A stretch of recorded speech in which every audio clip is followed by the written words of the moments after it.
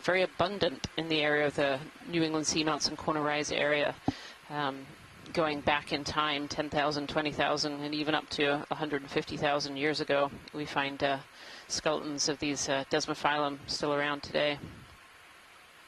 This is beautiful. These little soft corals growing out of this face here. Small recruits.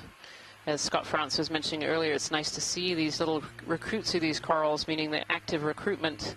So larvae coming in and settling and beginning to grow is actually happening. Thank you so much, pilots. Sure. Just want to see the pitch. Seems like it was -0.4. A little corallium on that face, as well as a Bathypathes black coral. -1.1. So some of these larger organisms are here. We're just not seeing them on all of the faces. And I feel like the density and diversity is getting a little bit greater as we move up the face here. We're certainly seeing larger pockets where we're seeing several of these bamboo corals rather than just isolated.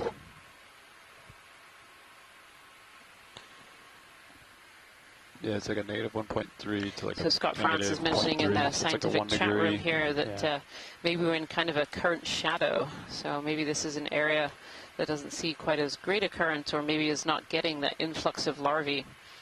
Because just having a very high current is not quite enough. You also need the larvae to be able to actually move into the area. And so you need to know what colonies are doing downstream of these areas, and whether those larvae could ever make it into these areas to survive, to settle and survive and grow.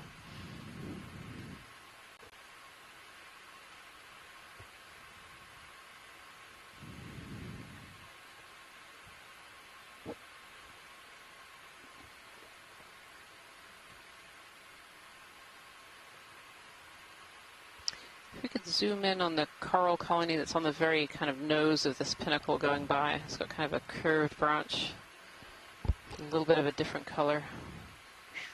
Sure, upper right? Upper right, yep. Looks like a good pirouette target if you got the leash. Not quite yet, but we can zoom from here. Perfect. But remind me, Roland. Okay, let's come on in. This looks like a colony that's been cropped a little bit. I'm not sure it's a terribly healthy colony. It looks like quite bare down below.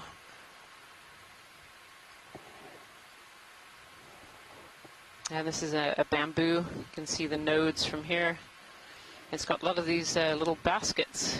And we were seeing some of these baskets earlier on in this cruise. Oh, I think there might be. There's these little anemones living in these little baskets. It's really interesting to see it this way, because I've only ever seen these with polyps around it. And here's one where the polyps are stripped off, but the little anemone is still there inside that little basket. Move complete. 1750. And there's two with polyps over to the right-hand side as well. Really interesting. You can see those nodes.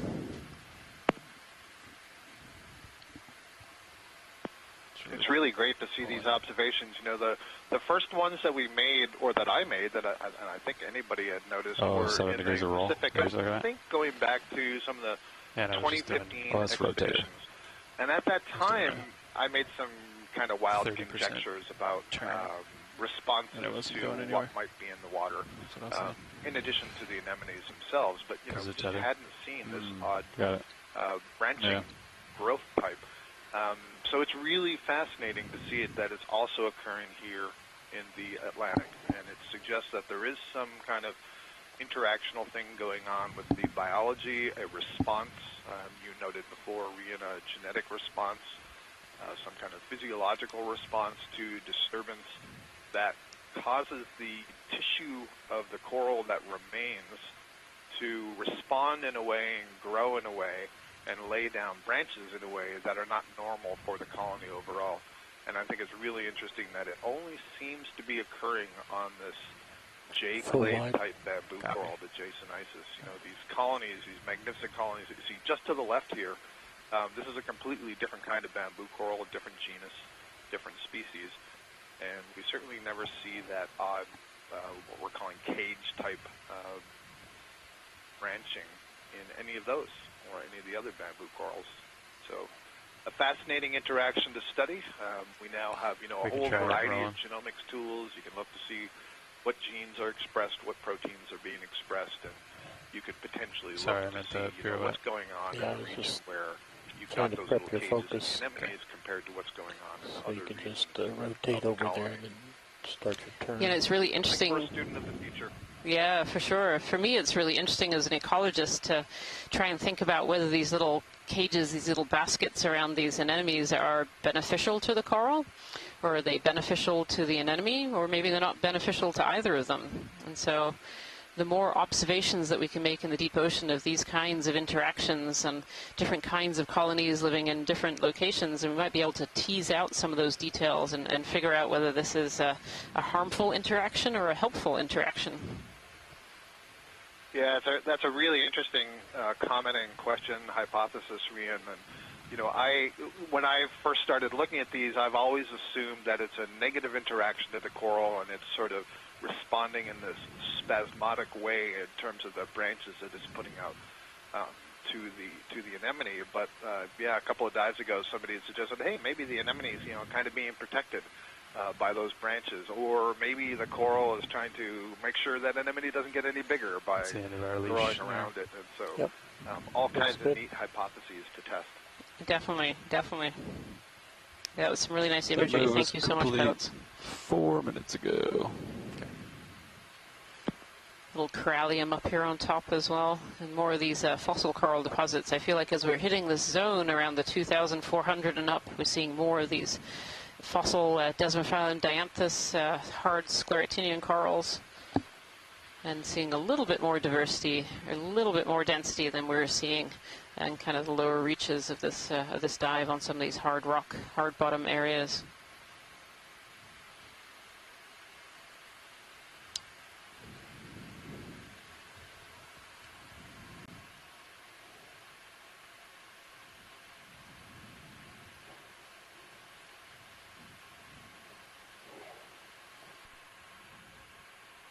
Just going to peek over to the right here.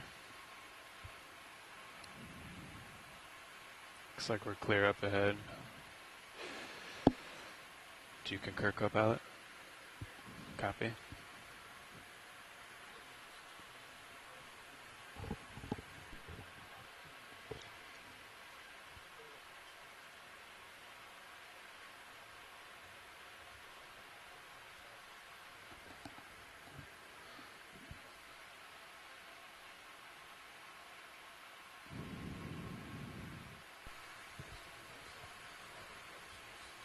The move ended 5 minutes That's ago. an amazing thing. Not sure if you're still swinging, co-pilot, or if you're done swinging.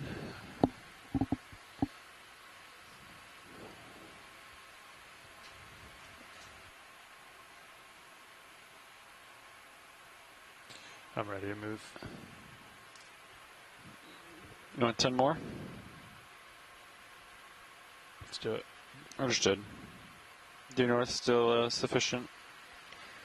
So if we look at our stream 3 right now, you can see what we're calling MB proc, and this shows our map of where we are right now in our dive track. Speed decimal 2. You can see where the two vehicles are and our track that was made en route, and you can see we're kind of in this steep area right now of our dive track and how far we've moved along it.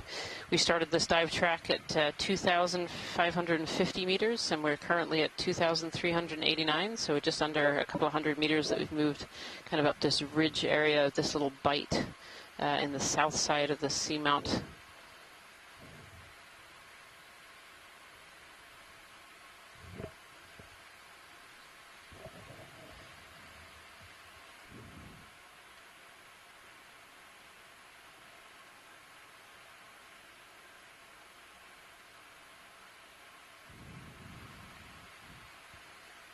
So it seems like we've entered a slightly different zone again.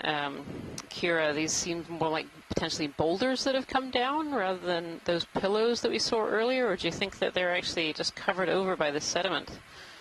Interesting. Yeah, that's a really good question. Instead of those massive flow features, these look like, at least from this view, individual rocks that may have broken off. It's always hard to tell. Like you said, the sediments at the base sort of hide, what's really going on. Are they connected? Are they transported here? Not from far away like a drop stone, but from nearby as this big boulder field. It's a great question. Video. Seeing some of the coarser sediments as well accumulated on the top. Yeah, it's so hard to know.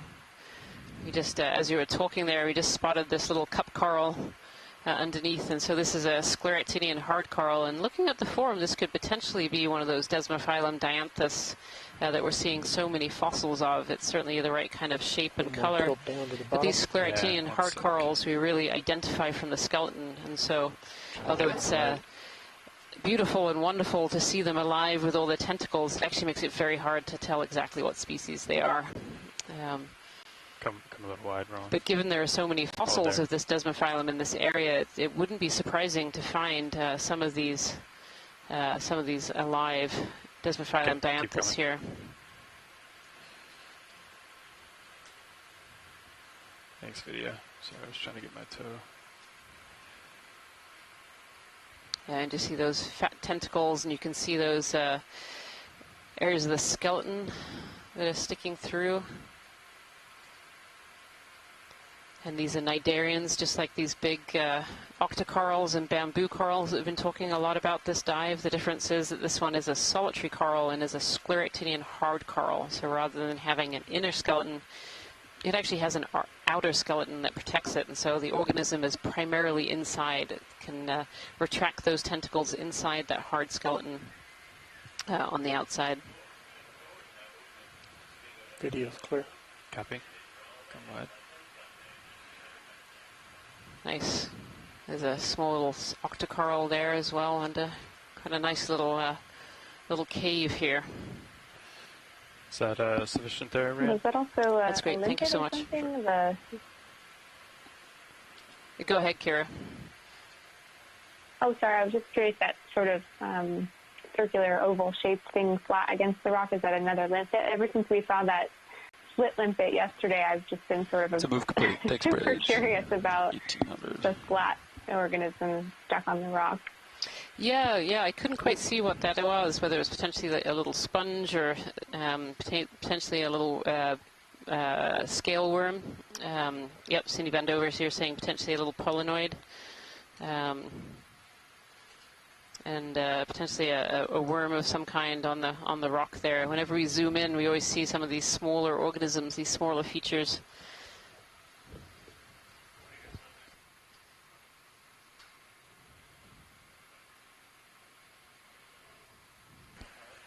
Well, actually, we're just going to do a quick pilot change. Thank you, pilot.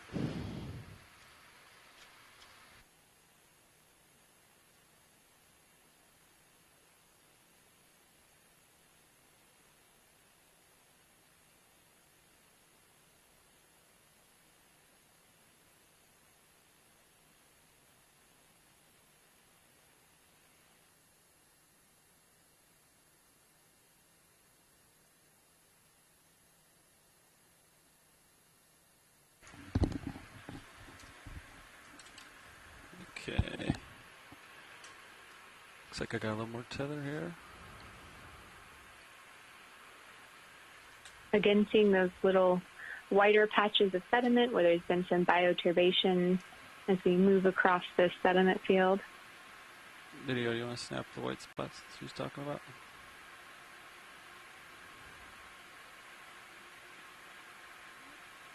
Oh yeah, little mounds.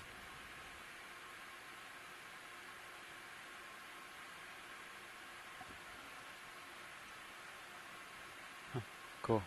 Yeah, thanks for that zoom there. Yeah. It would be so fun if one of the times we saw the organism that was doing that work, stirring it up or poke a head out or something like that, but some infauna moving around inside the sediment. Looks like I got the rock to my aft quarter there. I'm going to keep going up.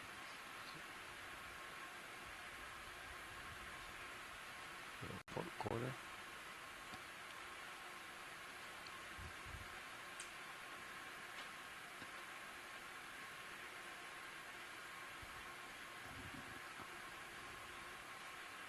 Video, you want to snap these two? One's kind of a dead skeleton, one's a sponge, looks like. Or something. Interesting shape on that one. Huh. Okay, keep going.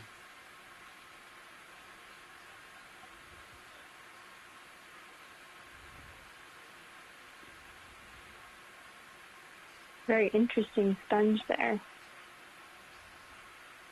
But probably dead. Tina Molotova in the chat says.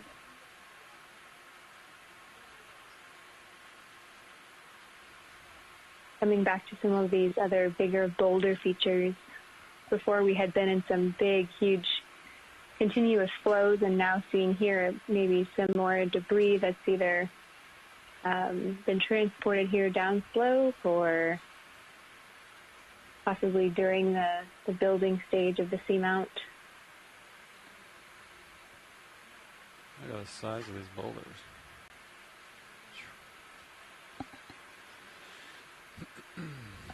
Nav, how long since our last lots of sediments deposited here in between these big boulders, creating a varied environment.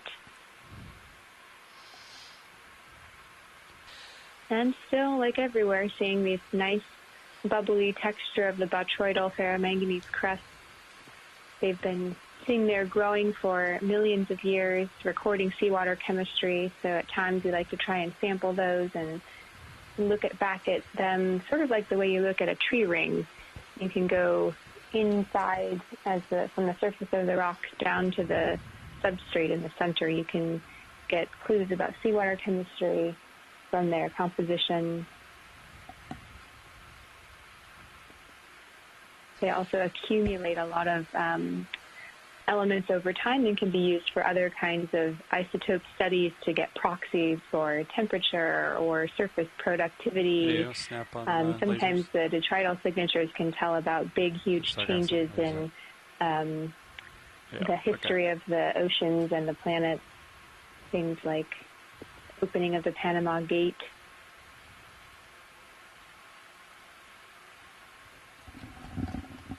Taking a quick zoom Probably there. Got 10 more meters in if you're okay with it, co-pilot. Level. Roger that. I'll put it in. Where would you like a zoom, Kira? Oh, no, I was just commenting that we did take one, but I think I'm just a little behind you guys. Okay. Sorry. We'd like to request a shipment, please. What is that? Yes, range 10 meters, bearing 000 at decimal 2 knots. It's moving. Oh, it is moving. Is that a siphonophore? 2 bells. Good copy, thank you. Does anyone in the chat room know what we're currently looking at here? Huh.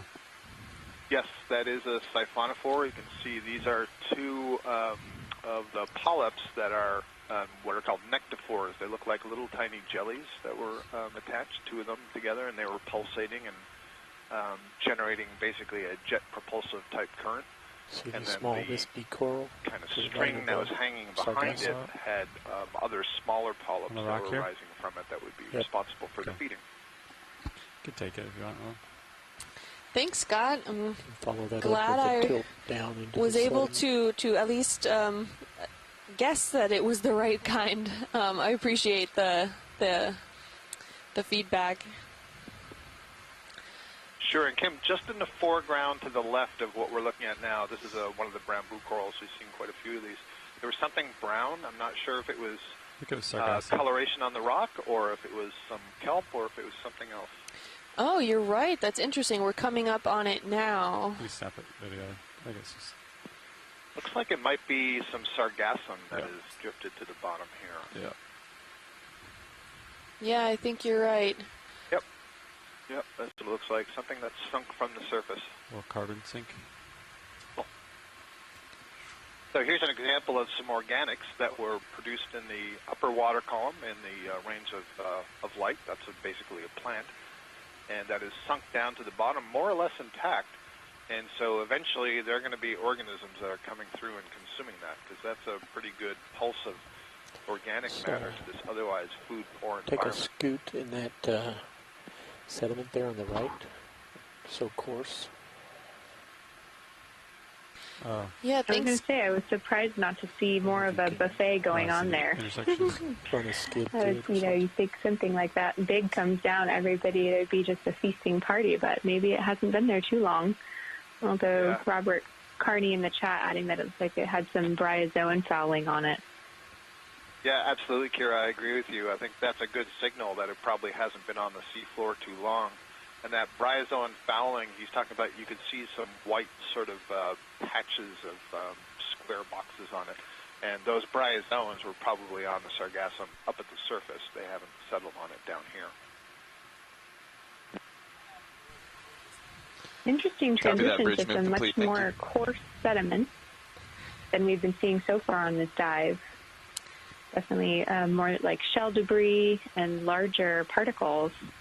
There was some little thing scurrying along. Oh, I think it's a little crab. A little hermit crab? Oh. Yep. Oh, give it a chance to settle out. But I agree with you, Kira. I was just about to point that out to you to ask if we had seen this before, because this is quite a transition zone from such coarse material from the other sediments that we've been seeing.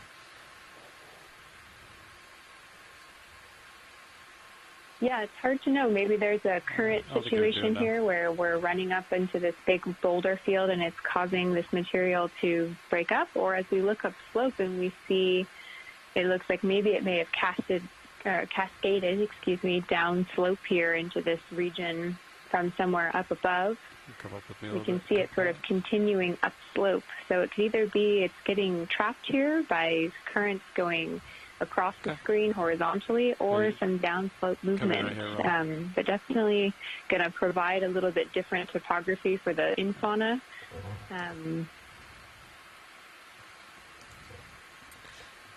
Yeah, maybe some kind of like minor chute or kind of open debris field where it just, that coarser area just happens to be coming down, like you suggested with the currents, winnowing out the finer grains but leaving behind the coarser grains.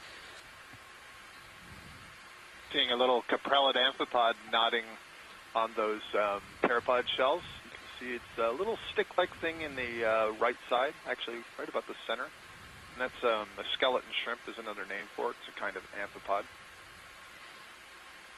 Yeah, and it looks like there's, like you said, Scott, there's a lot of pteropods. There's some sponge spicules in there. I saw some echinoderm spines. It's quite the abundance of just biogenic material in this area.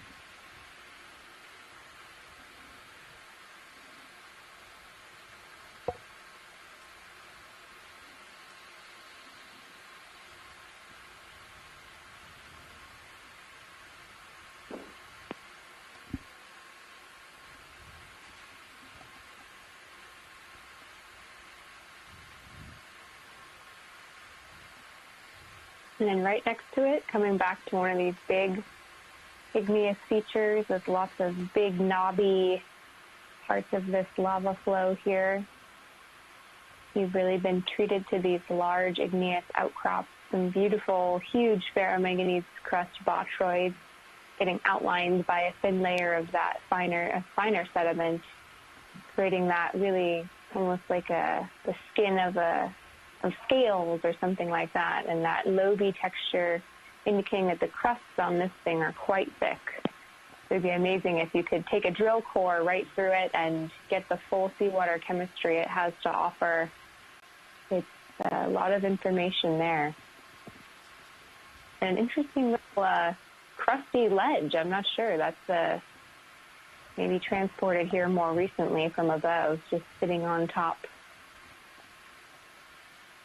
You can take the cup coral if you want it. Is this the one you're talking about, or are we talking about the one on the right? That was the one.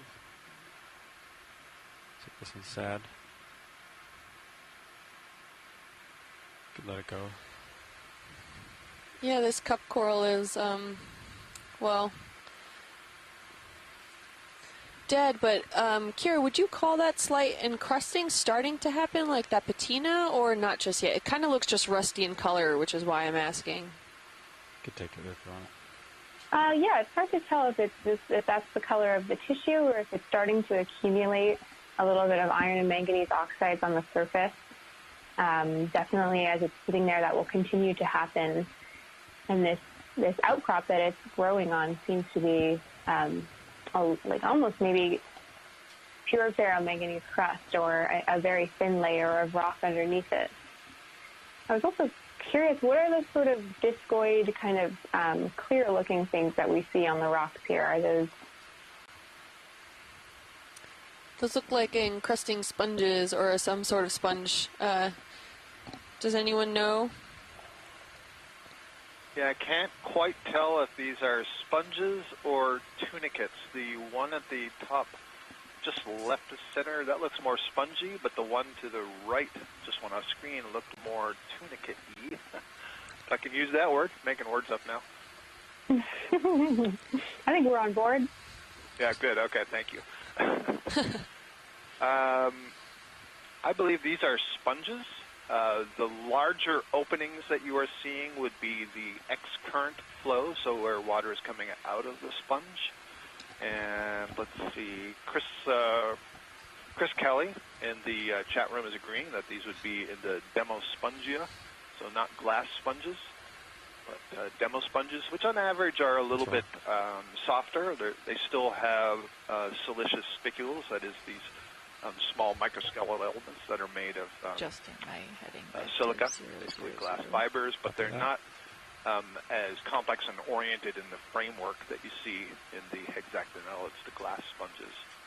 But demo sponges, take on all kinds of morphologies and can be tough to identify from a video.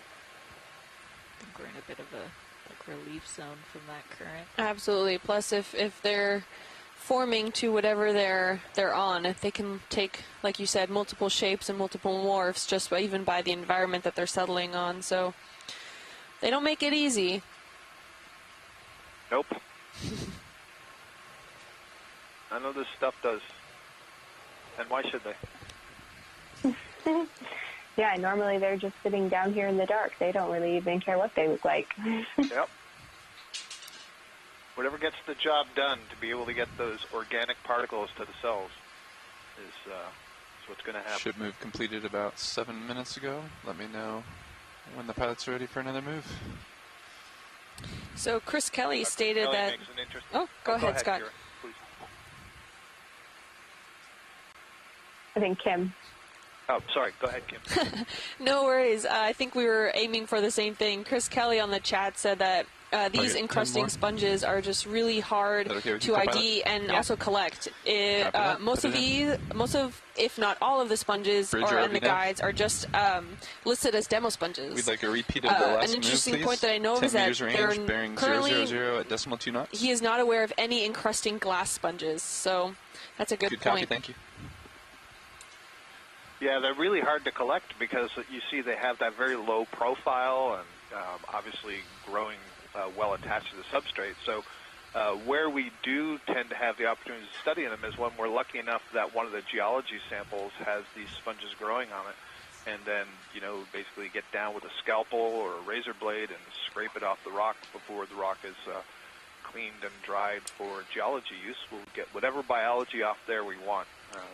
We don't want to waste anything that we bring up from the deep sea, or every sample is highly valuable, and so we do tend to comb these rock samples for any biology. Absolutely, and Scott, I can tell you right now that during this expedition there has been a few instances where we thought that maybe one of these sponges could come up, but by the time it was either at the surface, it was already not in a great state, and trying to go at it with a scalpel, given how fine these were, to try to scrape it off from the rock, it just ended up in a in like, it looked like a pile of water and mucus. There was no tissue actually to preserve from any of these samples, which just goes to show how difficult it is to sometimes collect some of these samples for further identification. And sponges, as we know, have very limited DNA in their systems, and it just, some of this deterioration of these samples can be so complex, and we're just not able to get enough of them. So Chris, we are trying, if it's any consolation, but with every rock that comes up, if we see something like that, we're at it with a scalpel, but sometimes it's just not feasible. Yeah, and some of these sponges are really small. You have to remember when we're looking at these videos, we're zoomed way in, and so we're really magnifying some of this stuff. Look under the rock. And if I can make a suggestion, one way to solve that problem is to let it dry on the rock. Let it dry, and then you peel it off later. Most of the sponge taxonomy is based on the spicules, the hard skeletal parts, so it doesn't matter Thank you so much. The tissue itself dries. We can go ahead and take that into account. If we accumulate more rocks with these kinds of sponges, that's something we can definitely try out. Thank you. Zoom out a little bit, Roland. Thanks. Partial. Copy. It's an enemy on the left where lasers would be.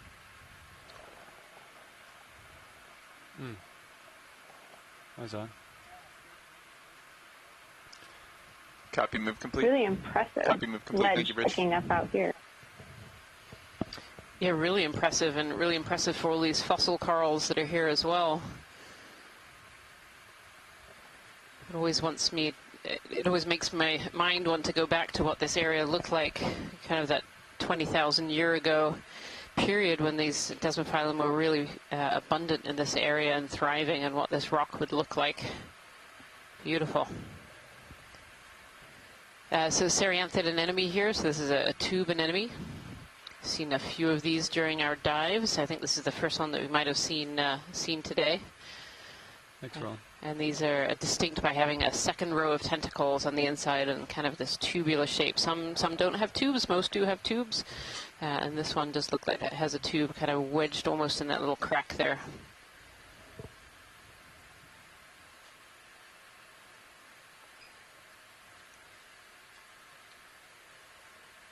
Yeah, look at this kind of the underhang of this rock here and how it's absolutely encrusted in those fossil Desmophyllum dianthus corals. And just imagining what that would have looked like in its heyday. Just this whole underside covered in polyps and those red and white tentacles that we see. It would have been absolutely stunning. Yeah, I was going to say, it almost looked like, too, a lot of them had a lot of organic material seemed sort of built up on them, which makes it seem that there's food floating through here. Curious. No one is here to eat it.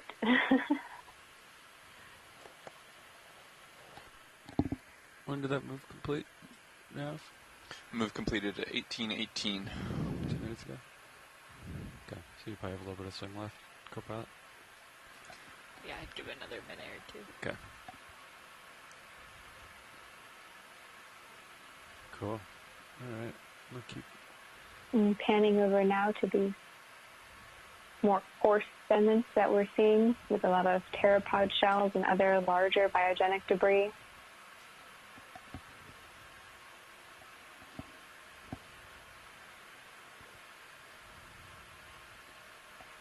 Yeah, it's hard to know. Maybe there was a large chute here and just flowing down this little chute of sediment and rock. Maybe it caused quite the disturbance when this happened. It's hard to tell when we see this kind of feature of downflowed sediment and rock debris, how long ago it happened and what were the effects when something that large happened. We know from landslides on land that they can completely change whole landscapes and cover up organisms in an instant. So if something like that happens on the seafloor, it can be amazing. Yeah, this is definitely a really interesting area. It's kind of over on the left-hand side, there are these really, really big boulders, and then over on this this side, which is the more eastern side, there's kind of these pillows, and then in the middle there seems to be, as you say, that chute with kind of more mobile material in it. It's kind of a pretty fascinating area.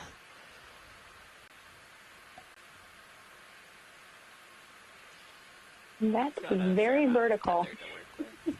Very.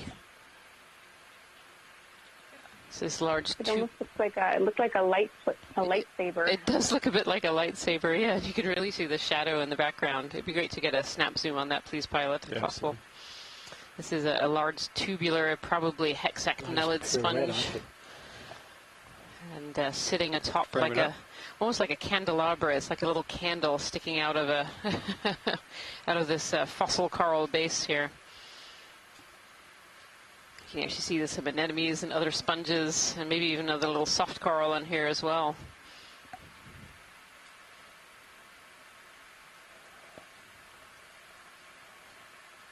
So many things to choose from to grow on, and everything's on this one little bit of coral rubble. Absolutely, absolutely. It must be really good habitat for those larvae to settle and live and grow. Christopher Kelly thinks this is a rosellid vase, I think. Can bring you in, Ron. Kira, I think that's a really, really important point, interesting observation. And it suggests that the larvae don't just settle anywhere. You know, there are aspects of the substrate, the immediate substrate, whether that's a coral skeleton, a rock, whatever it is, that the larvae can examine. Possibly, we've mentioned how much marine snow there seems to be here. You said a few times you're surprised there's not more animals. Maybe the sediment accumulation is too rapid on the rock surfaces for some of these larvae to be able to grow to a size to be higher than the sediment accumulation. So if you can get up on one of these skeletons where the sediment's not accumulating, you've got a better chance at the start of life. Again, another really interesting question to explore. Definitely. That's a really great points you made there, Scott. Now. In these old branches, they have all those little nooks and crannies that I've been talking about during this dive and other dives, where you have those nooks and crannies. That's where organisms can hide.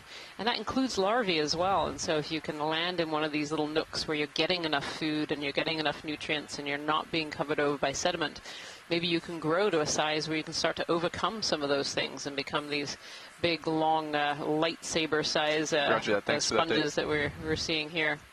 This beautiful anemone here is a hormethid anemone, and a couple of other sponges in this view as well. Thanks, video. It's kind of a beige sponge in the background and a glass sponge in the front. Yeah, beautiful. It just shows how much life it can live on even some of these pretty small features here.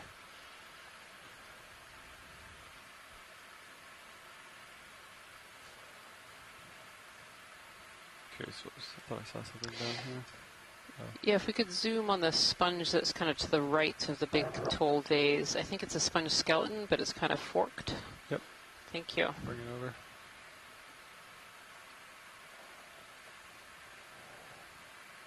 Coming partial video. I think she's talking about this one over here.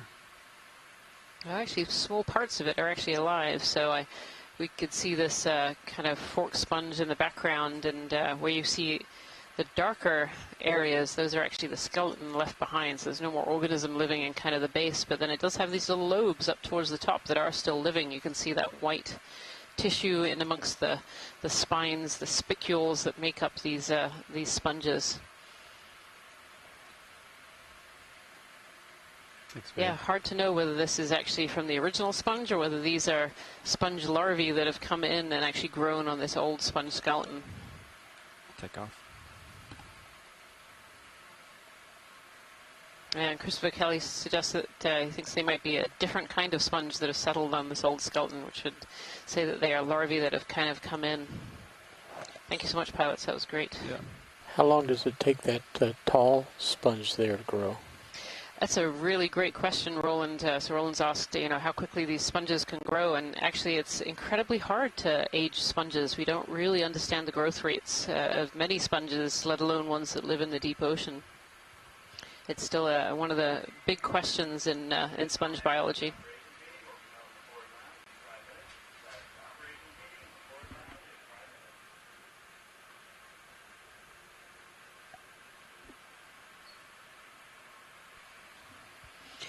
I think up ahead here too, we have another one of these skeletons sticking up with orange on them. I think it's either sponges or anemones. But again, oh yeah, and some crinoids in there, and a little soft octocoral, I think, in the background as well. So again, these organisms have settled and started to grow on this old branch. Like a nurse log. All kinds of things in here.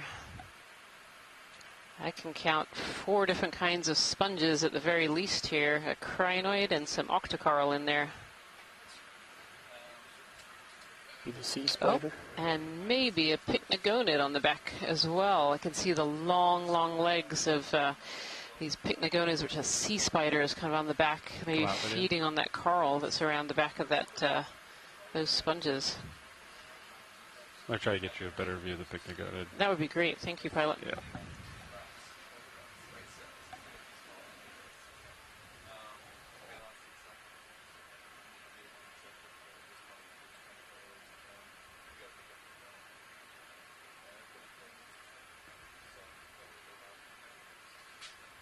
Okay, video. See if we can get a better view of this pycnogonid. These pycnogonids are sea spiders, and they are actually arthropods. Yeah, they are often predators on deep sea corals. We often see them on deep sea corals. This one is actually quite a large one on these polyps here, with these big, long, long legs. And these pycnogonids feed on the polyps of these corals they have a really long proboscis, and they stick the proboscis into the polyp, and then they actually exude some digestive juices inside those polyps, kind of dissolving the polyp and then slurping up the contents through that proboscis. I'll get you closer. Really interesting. A little bit more around to the right if you got the leash. And we call them sea spiders. They're not actually related, and they're not actually true spiders, although they are arthropods. They're in their own grouping. Take it.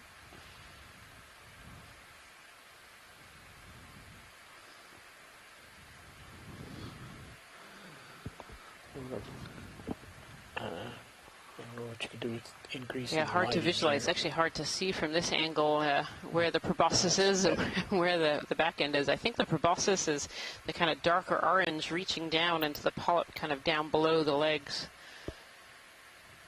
Beautiful. Yeah, that is definitely the proboscis end. There really is no back end. One of the fascinating things about the pycnogonids is they really don't have much of a body. All the legs come together, and because of that, some of their internal anatomy extends into the legs. For example, the stomach and the gonads. There's simply no other place to put that. Yeah, absolutely. Another fun fact about these sea spiders, these pycnogonids too, is that it's actually the males that hold on to the clutches of eggs and larvae. Thanks, video. And so if you see one of these pycnogonids with, they end up with kind of 2 little balls underneath of larvae, you know that those are actually the males. Is this what you're going for, Roland? What I can't tell there is if the corallium polyp has been retracted or is inside of the proboscis. It's hard to know. Yeah, it's definitely flat. Yeah. What's interesting to me is that a lot of these polyps are still out, despite the sea spider being sitting on top of them. Yeah, yep, I agree. Don't seem to be too bothered. I know. We're going to do a quick pilot change up here. Beautiful shot. Thank you so much.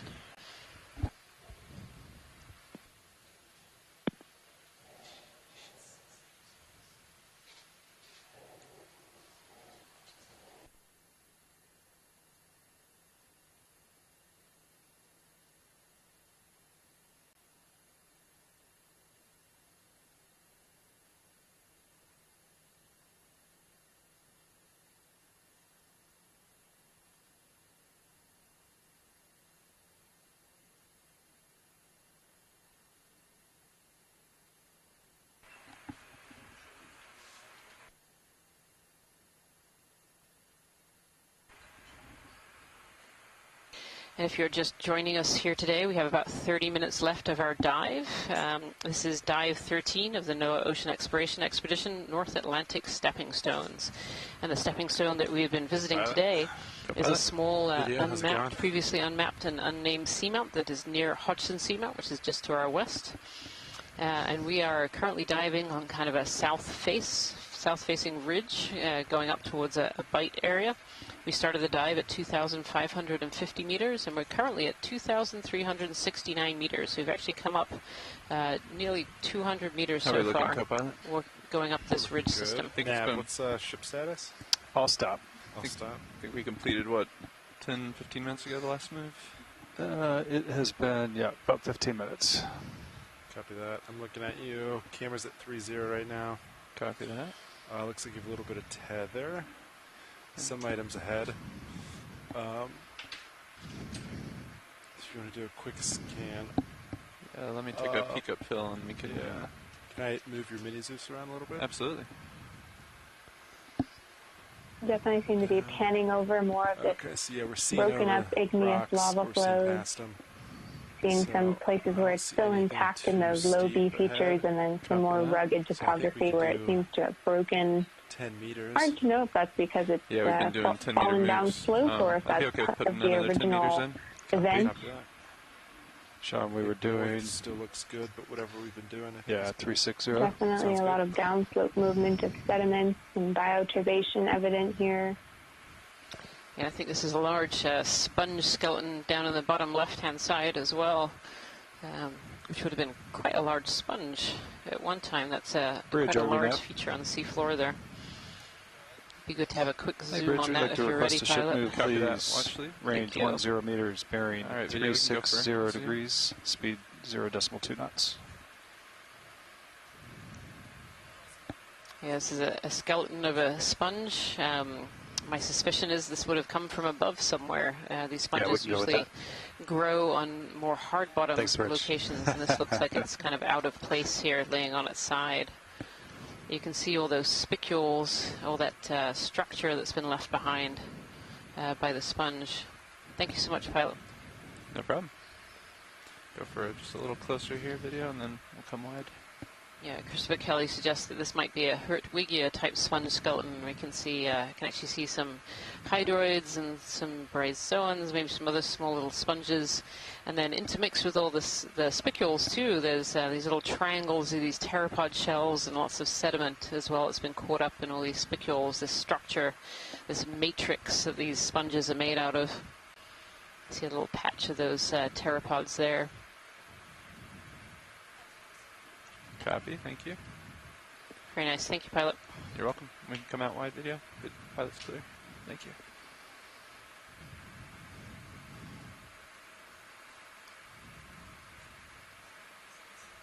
All right, pushing ahead a little bit. And coming up. Copy that.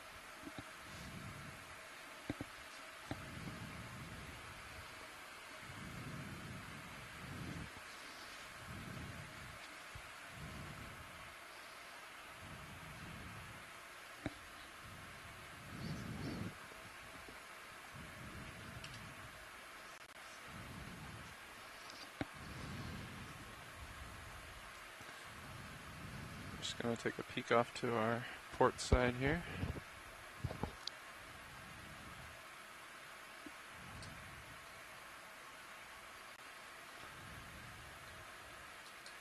Appears to be a decent slope that we've been ascending today.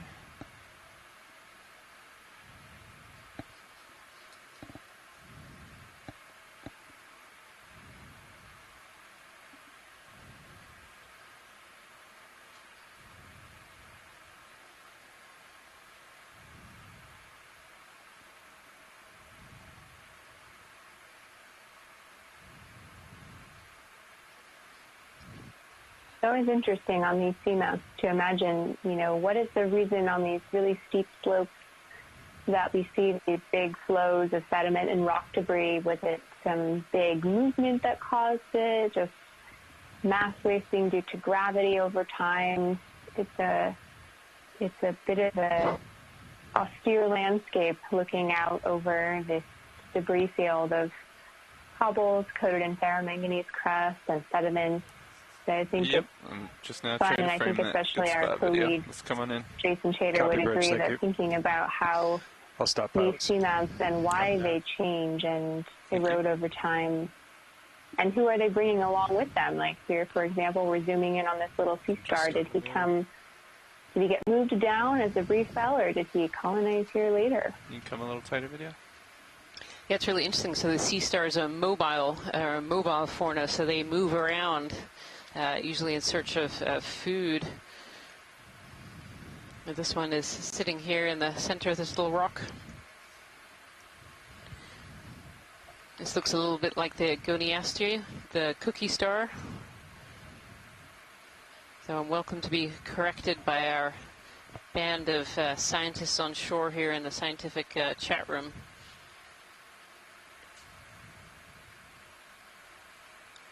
Got a little star hanging out here.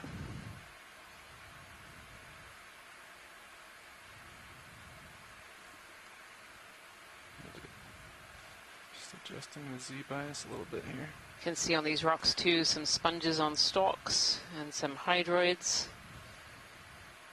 Yeah, and other organisms. Thank you so much, pilots.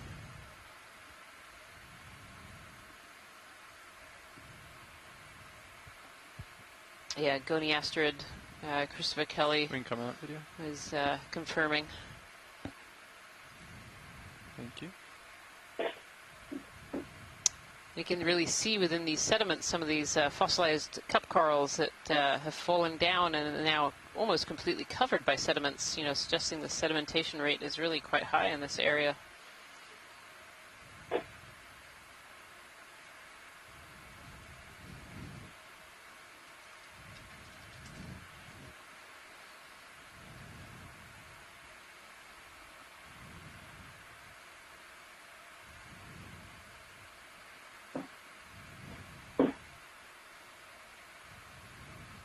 It's funny, too, how these little bits of bioturbated sediment look elongated instead of being perfectly circular, indicating there might have been some downslope movement. It's almost like they've been smeared. Or maybe as the organisms here are turning up the sediment, it cascades down a little bit due to the high slope. If you, to give a perspective on how steep it is, if you look at the high pass view, which is our navigation map, you can see the symmetry lines where our little ROV shape, the little white square is quite close together. That means we're at a very steep part of our transition up this cliff face near the summit of the Seamount that we're calling near Hodgson. Seeing some of the evidence of how steep that slope is here with those sort of smeared looking bioturbation spots that are typically pretty circular.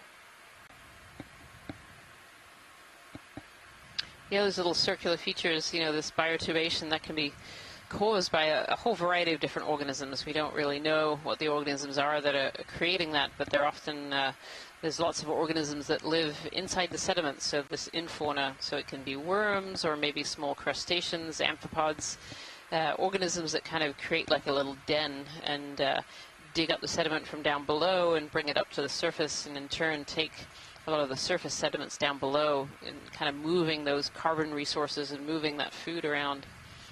Some of these could also be created by larger organisms that also hide in the sediment as well. There are various brittle stars and sea urchins that actually can dig down into the sediments to hide themselves from predators. I think I see 2 sea stars hanging out on this rock over here. Just to the right, pilot. Copy that. Thank you. Moving in a little bit closer here. Okay, pilot, for reference, I think I'm all done swinging. And you have tether. Copy that. Thank you. Update. We'll get a quick look at these and get another move in after that. Alright, video, I think we can come in here. Top one there looks another bit like those cookie stars, the Goniasterids. Not quite sure what this bottom one is. Be good to have a good look. Looks a bit like it only has 4 arms, which suggests that maybe an arm has been eaten away.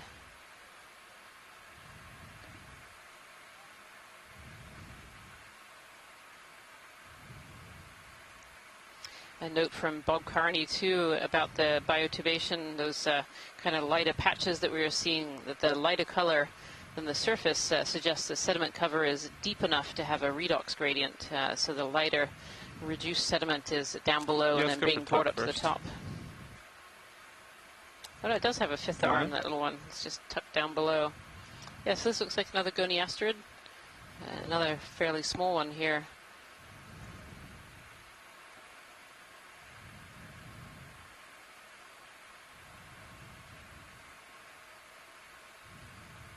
There's a little sponge on its top surface there, hanging over. And you can really see those tube feet in that sea star, so the sea star will be moving along this sediment on its tube feet. And some of these sea stars do eat sediment, some are predators. Come out just a little bit, please. Thank you. And then down below here was another type of sea star. Thank you. You can come on in.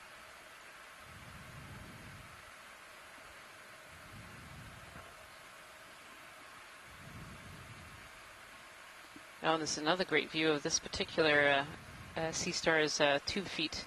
This might be a Henricea. Yep, actually Christopher Kelly just confirmed a Henricea species. They tend to have these really long, skinny arms.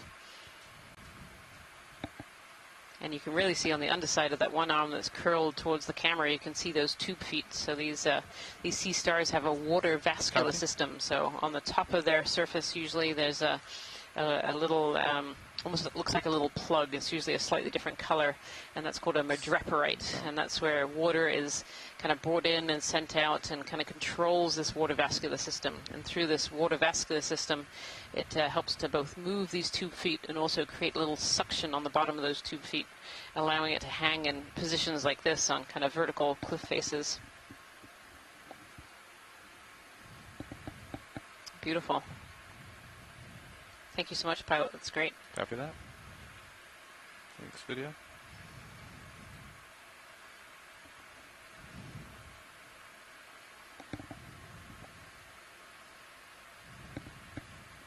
Little sea star corner here. There's actually a large snail over to the right-hand side too, just under that coral. Interesting. Would you like a zoom on that? If it's possible to get a zoom, yep, if you're not too far away. So it's just on the left-hand side of the coral. You can see it's kind of a dark brown conical shape, almost equidistant between the sea star and the pink coral there. Copy that. Is it down here, or? I'm trying to see where the lasers are. No, up above. Up above, so, copy. Yep, so it's the kind of broader sea star, so keep on going. That's it, and now off to the right a little bit. I think I see it. Yeah, it's just kind of, it's pretty conspicuous. It's pretty hidden in there. All right, we can come on in, video. Just north of the lasers here, watch this. Just north of the lasers, yep. Copy that. Come on in.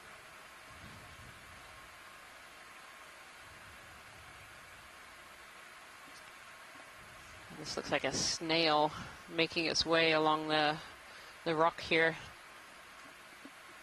It actually looks like we have potentially its front end here. Yep, we have its front end. Beautiful. You can see the whorls in the shell. And that large muscular foot that these snails have. They're very similar to snails that you would see up on land or in the seashore. They have a big muscular foot, and they have tentacles, and then a siphon, and that siphon is creating a water current, taking waste and fluids out of it. Tina Maltsover says this is a neogastropod. And Christopher Kelly has pointed out that there are not many snails that can live quite this deep.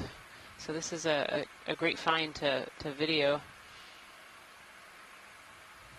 Thank you so much, pilots. You're welcome. This little hemicorallium colony here, this pink coral sticking out. And some bamboo corals there. Beautiful. Yeah, and Scott is pointing out this is potentially the third or fourth of these gastropod snails that we've seen today, which has been really great. And others have been on these sponge stalks that we saw sticking out. I'm going to take just a quick look up and then push up a little bit. That would be great. Looks like there's some large sponges on the very top of this this rock here. Yeah, if I wiggle your blue view up and down there, you can kind of see.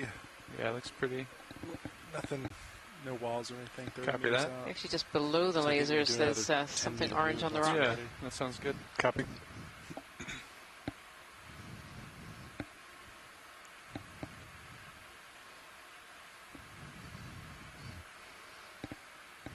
Yeah, and this rock behind this large boulder, it looks like it's potentially a Bathypathes black coral, as well as maybe a couple other species of coral, maybe another hemicorallium. Bridge, we'd like to request a ship move, please. Range 10 meters, bearing stalk, due again, sticking up north. from the top there. Speed 0.2 knots.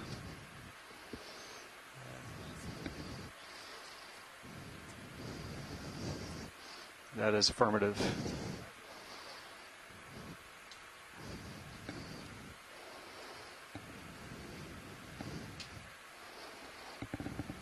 Your port mains was flickering pretty hard. Just like we see in many places where we see these boulders kind of sticking up, they help to potentially enhance current flow. Actually, just down the base of this boulder, I think, is a cup coral, if you might be able to zoom in on that. Sure. Very white triangle sticking out. Stand by. Yeah, where we see these boulders sticking up, they help to enhance flow and kind of get animals out of the sediment that might be surrounding it. And so we often see a lot of these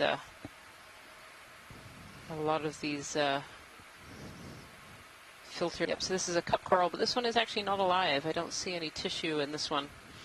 Tissue is very often kind of a red color. And it's kind of covered over by some sediment there as well. It's hard to tell from this angle, but I wonder if this is one of those Desmophyllum dianthus that's growing off kind of a base of these fossil Desmophyllum dianthus. Thank you for the zoom video. Yeah, thank you, pilot.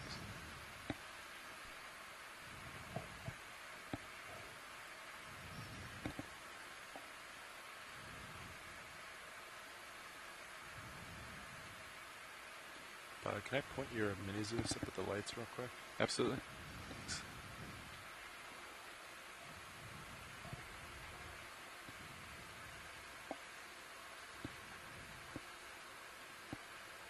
Alright, put it back. I can't tell if there's a difference between the two sides.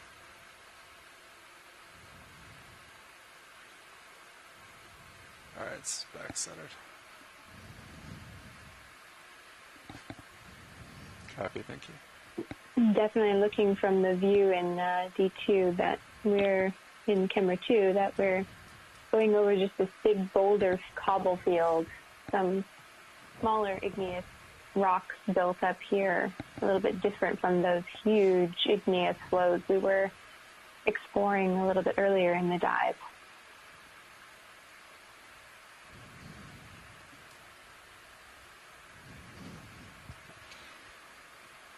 It definitely looks like this area is maybe a bit more mobile, like a lot of these rocks have come down from above in kind of this chute area. You're wanting to look at that, Roland? Yeah, just a quick snap. Okay. Yeah, I agree. That seems to be the word of the day today. It does. It does. These slides and chutes coming down. And his old sponge skeleton. Okay. Video's clear. Copy. Pilot's clear. Thank you. All those rocks to choose from. I think our rock boxes are full. But then just above, you see the ferromanganese crust with those, cascading downward lines indicating that some of the rock was here before. So we've got kind of a mix of some outcropping from below of the older material that's been flowed over, and some of this stuff that's sticking up a bit more being a newer transported material. So it's kind of getting to see both what was here and what's been moved here. Yeah, this is a really interesting view too, because I feel like we can see some of that underlying rock and then some of these tumble down rocks, and then of course on the left here all of this kind of paleo reef material as well, and kind of covered over in the sediment. It's really interesting spot. And of course I see these accumulations of these paleo reef material, these old fossil corals, and it makes me want to look up and see, is there a cliff right above us? Where did these old corals come from? Give us a tilt up the slide. Yeah, our blue view looks relatively clear. Yeah, these must have been transported quite a while. The pilots are saying there's not too much on that blue view sonar up ahead where these could have come from. So they've been transported downslope, perhaps from higher up. Potentially quite a ways up.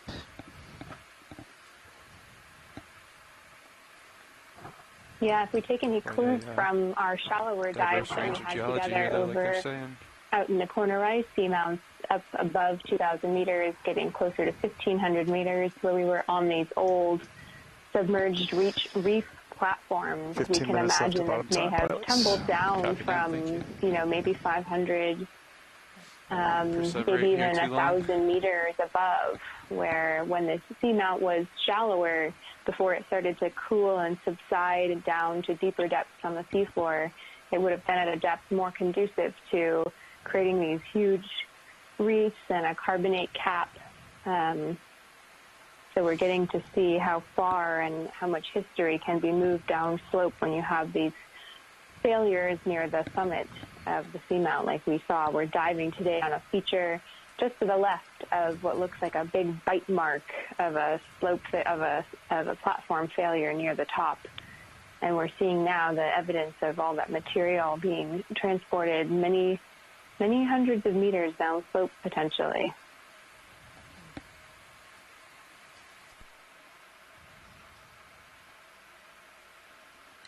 Go ahead, Watchley.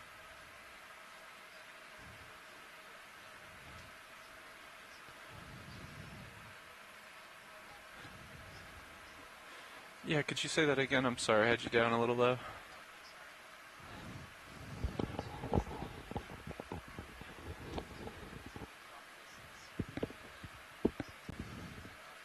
Yeah, I don't think that'd be a problem at all. Please feel free to let me know what exactly you'd like to look at.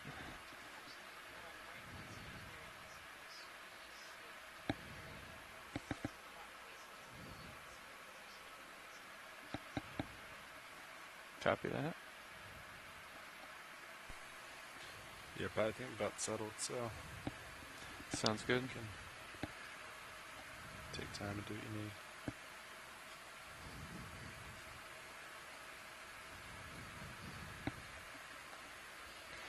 So in our last few minutes of the dive here, we're just going to have kind of a look around this rocky area, these possibly transported rocks that have come downhill. You can see there's some sponge skeletons and potentially a sea star actually on the right-hand side. I can see a bright white potential sea star down there. And just try and have a good look at some of these faces before we end the dive in just a few moments here. Would you like to go for the sea star or come in on some of these rocks first? Actually, coming just bottom of center, there's a rock with some potential cup corals on it, and they look quite white. I wonder if they're more recent. So copy that. Yeah, just below the that boulder on the laser is on the face there. Come on in video. Thank you. Oh, so it's a combination actually. So there's two fossilized ones on the bottom, one recently dead on the right-hand side. On the very top, you can just see those red tentacles. And these are almost certainly Desmophyllum dianthus, that species that we're seeing in these large fossil accretions elsewhere on the seamount. And so it's really nice to see a few live specimens during this dive. We've seen a few now. Beautiful. I think also in the shot here we have some sponges, some hexactinellid sponge. Come in a little more. And then I think that might be a little zooanthid tucked in there as well.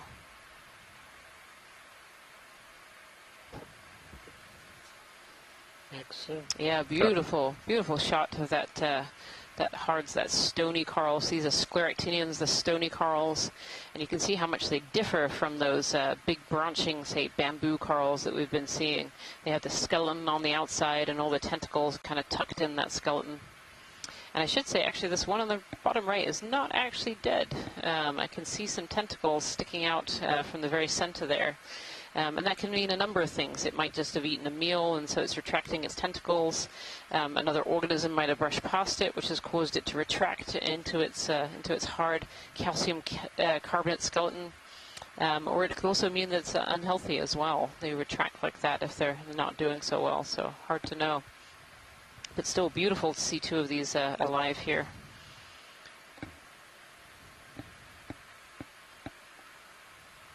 Yeah, I think I actually can see a few more dotted around as well. Wonderful. Nice.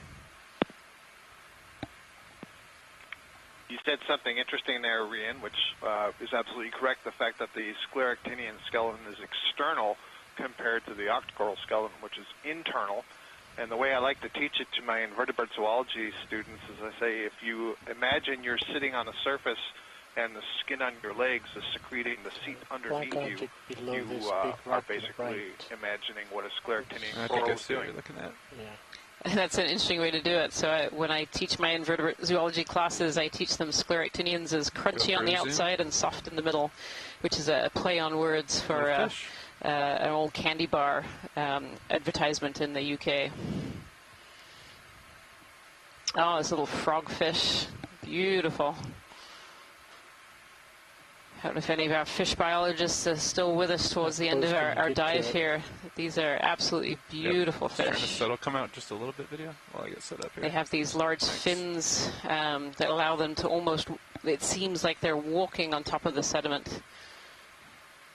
This one's struggling with our current a little bit, I think. Beautiful.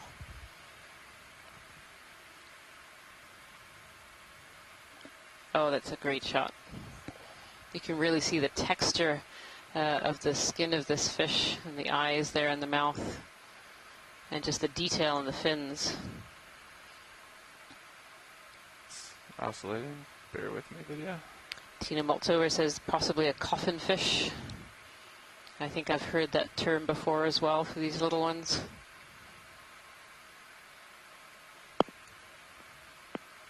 I can't help you with the name of the fish, but I can tell you in general it's an anglerfish. And you can see right in the center of the eyes there was a little bit of a depression and something white in there. And that's, I believe, where the lure... or a little more stable here, video. You can come on in.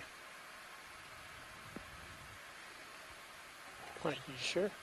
Yeah, that little white area there, you can see potentially a little lure in the middle. And they're relatives of the anglerfish. And then those big spread out fins at the back, you can see this fish has it spread out on the sediment there, trying to stabilize it.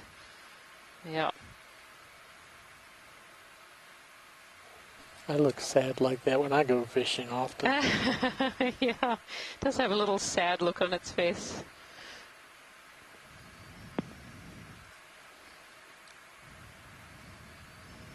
So fish that are benthic like this, sitting on the bottom, they're often very, very patient fishers. They'll sit in the sediment and wait for organisms to go by, and then grasp at them as they as the prey items go through. Beautiful. Before I leave my perch here, maybe we can zoom on this sea star there. That would be great. Thank you, pilot. I think this is another one of those Henricea sea stars. Kind of these very long arms and very textured surfaces. Again, sitting up on one of these large coral branches here with a little bit of, I think that's the hemicorallium, just a small piece there alive.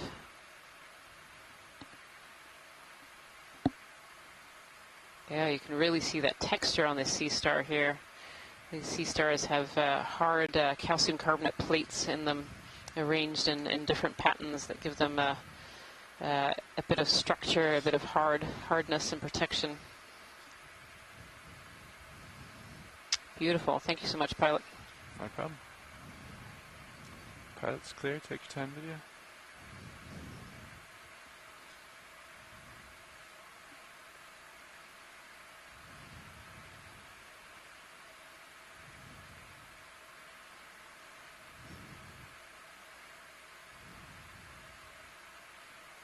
See this large sponge skeleton that's fallen down from above as well, in the same way that some of those fossil corals have likely come down from above.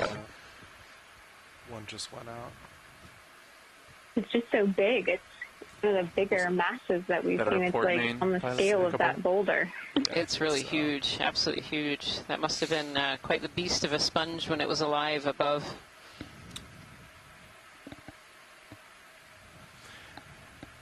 Yeah, I can see another one of these cop corals, potentially the Desmophyllum dianthus down below as well. Go for it. The face. Lots of life in this little corner. Anything else in particular you'd like to take a look at, Watchley? Yeah, the white right on the lasers would be great to have a quick zoom in on. Copy that. Quick zoom video. Yep.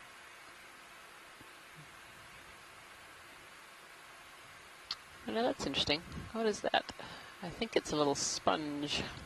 Oh, stand by. Here we go. Yeah, I think this is a type of sponge with short little spiny spicules on the outside that almost give it kind of like a skin look.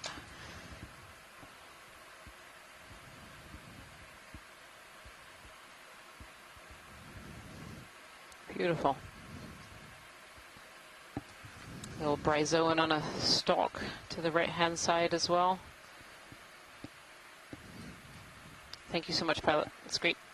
No problem. Come on out, video. Maybe do a high tilt up. I was noticing too as we zoomed in here that most of the, you can see like most of the biology is kind of on this face facing us, like they're being sort of sheltered and choosing the side on opposite of the main direction of the flow pattern.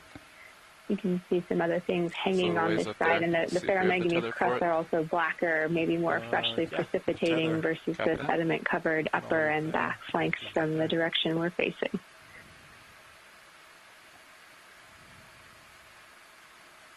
Yeah, does that 5 minutes? Be a good setup time, or you can actually see more of these large sponge skeletons as well on the seafloor here as well. Setup time. Which is really interesting. You know, where have they come from? Into that, yes. Scott France was mentioning in the chat here, the ever elusive up above. Like, do we know where that's from? Oh, this is interesting. What's this on a stalk right here? So first, take a look from the right side. It's actually quite tall. Very, very tall. And then, if you can, I'll have you pirouette. Copy that. Do you want to start at the right, you said? Yeah. Copy that. From underneath, and then go up and around. Copy that. Stand by. So I'm wondering if this is a metallogorgia, but it's a very, very tall, tall stalk. That's what I'm thinking, Rian. As we were approaching, I was kind of holding my breath, wondering if it was Melopathes black coral or metallogorgia, but metallogorgia makes a lot more sense. Yeah, beautiful. And I think I can even see the brittle star in the center here. This kind of dark red. Yep. The well-developed, tall adult colony has shed all of its lower branches. It's very, very flat. You know, definitely that umbrella shape, but kind of almost at a single plane at this point. Whereas, you know, when they're younger, they're much more bushy. They have more branches down below. Beautiful. It's taunting us. It's taunting us. It is. You are now entering the metallogorgia zone. And you know, right on the last few minutes of the dive here, we found the metallogorgia. Exactly. That's about as far as I can go video without the taunt. Yep. slope. Good find for the day. Copy that. It's always great to end on a high note, end on these on a metallogorgia. So this is a species of octocoral here that has kind of this umbrella shape and is found on both the New England and corner ice seamounts areas. And so it's always nice to get a new record. And of course, this seamount was unexplored before today. This is the first dive on this seamount and unmapped until the last 2 days when our fabulous map team have mapped it for us. And there we go. There's the zoom in of the metallogorgia polyps with that. Keeping it centered as best you can. Go ahead, Scott. That was a little... I was just going to say, that was a little punny taunt of your own, ending on a high note. I know. High point, but a high note. I agree. Yep. And the beautiful brittle star all curled around, absolutely wrapped around the branches of this metallogorgia.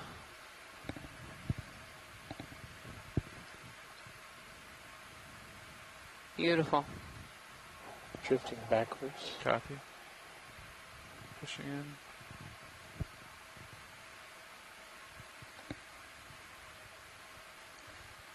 Looks like the stem of this particular metallogorgia has quite the bend in it, Scott. I don't know if you can see over on the right-hand side. It's almost at a right angle. Not quite. Fighting a little current here as well. Yeah, I did see that on approach, and I wonder if earlier on that was a point where there was a bifurcation in the colony, and you know, this side of the colony has been favored, and we've had some attrition of the other branch. Maybe. Do we have any idea what causes the younger branches to break away, Scott? No, no. Really good question. Of it. I do not know. It's definitely curious. Yep. What's the signal? I mean, we see it in all the colonies. And so, there is this biological process called apoptosis, which is programmed cell death during the developmental sequences. Some cells which have done their job then begin to die, and the contents are resorbed and used in other parts of the physiology. And I don't just mean in corals, I mean in any organisms. And so presumably there's something like that. There's some kind of a signal, and these branches are being shed. But why and how? One of the many mysteries. Thank you, sir. And Tina Moltsover is correcting me that this is a snake star. This is, I called it a brittle star earlier, but these are snake stars, which have the longer arms. Hold that. You can really see it coiled so tightly. Yep, all opioids. Don't beat yourself up too much. It's a little stable. I love how much. Also asking. Oh, go ahead. Go ahead. I say I love how much. Also asking what's the. This is hilarious. You first, me and after you. All right, there we go. I was just saying I love how much the arms are just coiled along the branches and the stem of this Metallogorgia. Yeah, it's interesting how we don't often see them uncoiled. We know they do that, but we don't often see them uncoiled. And it's not doing its job. It must be snoozing. So I'm pretty sure I saw a mysid on one of the branches there. Ah. So you're saying that Tina Moltsover is asking what the depth of these Metallogorgia are, Scott? Or bingo. Right, yeah, exactly. So I was going to respond to that. And in general, about 900 meters to as deep as... There's a fish right under it, too. Can we go for a quick zoom on that real quick? 2,200 meters. Yep. So we're a little bit deeper than you would normally find them. Let's go to the snout. Okay. And a fish just came into view. Talk about ending on a high note for this dive.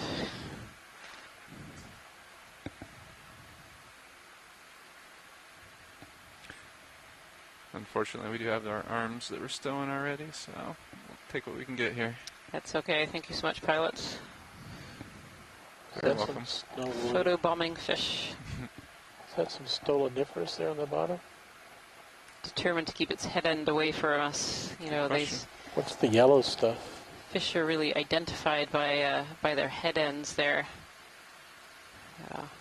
The yellow on the rocks. The stuff that Roland was just asking about, that's a stoloniferous octocoral. So I've mentioned this a couple of times in the past, and we haven't really got a good view. Start setting up, but Roland. here we do, ahead, and that's an octocoral colony that grows kind of as a ribbon on substrates. Good way to end. A great way to end. Thank you so much, pilots. Thank you, Watch Lead.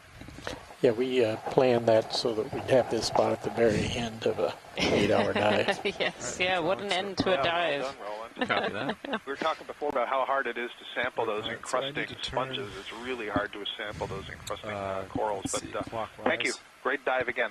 Yeah, thank you.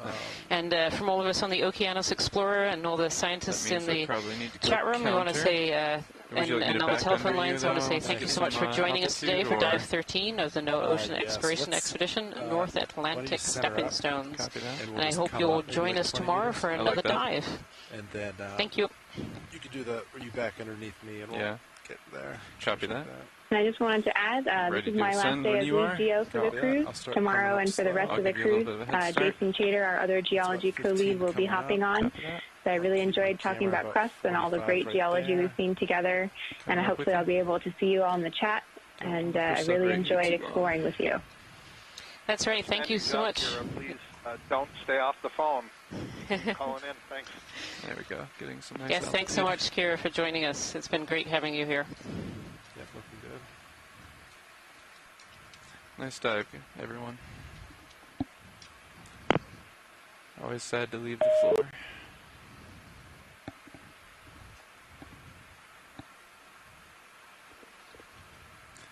I'll try to maintain that 20-meter delta Z there. Yeah, looks good.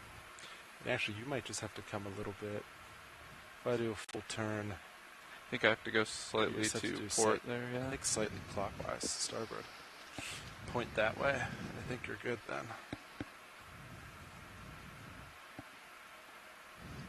Oh, wait. If I do... I think it was counterclockwise for me and clockwise for you, right?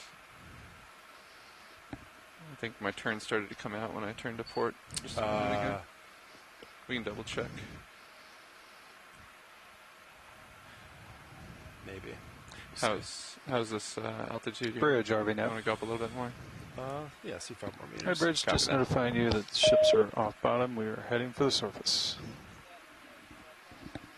Can I zoom out your blue view for a Yeah, no problem.